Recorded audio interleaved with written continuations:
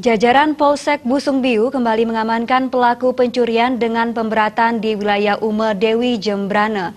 Pelaku berusaha melawan saat ditangkap, oleh karena itu terpaksa dihadiahi timah panas oleh petugas.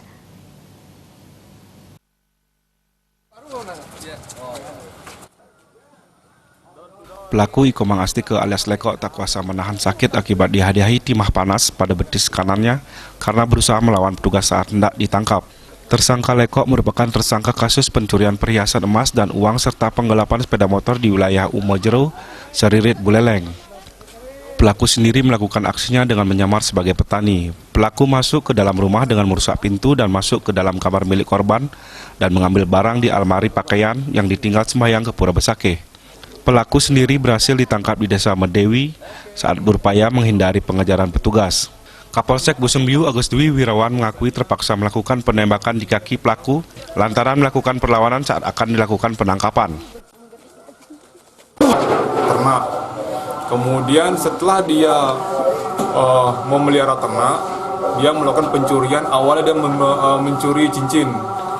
Kemudian beberapa hari kemudian dia mencuri gelang emas yang dimiliki oleh korban, yang ditinggal oleh korban sembahyang ke Besakeh.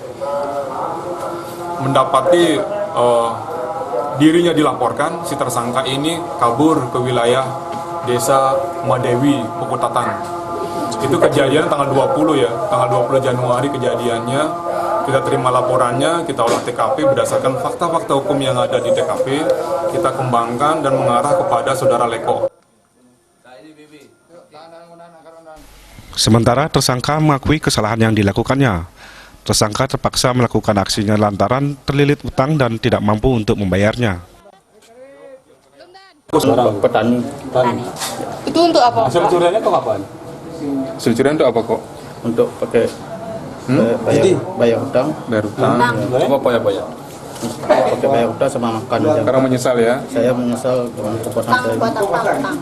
Kenapa bisa ngutang? Hutang pinjam.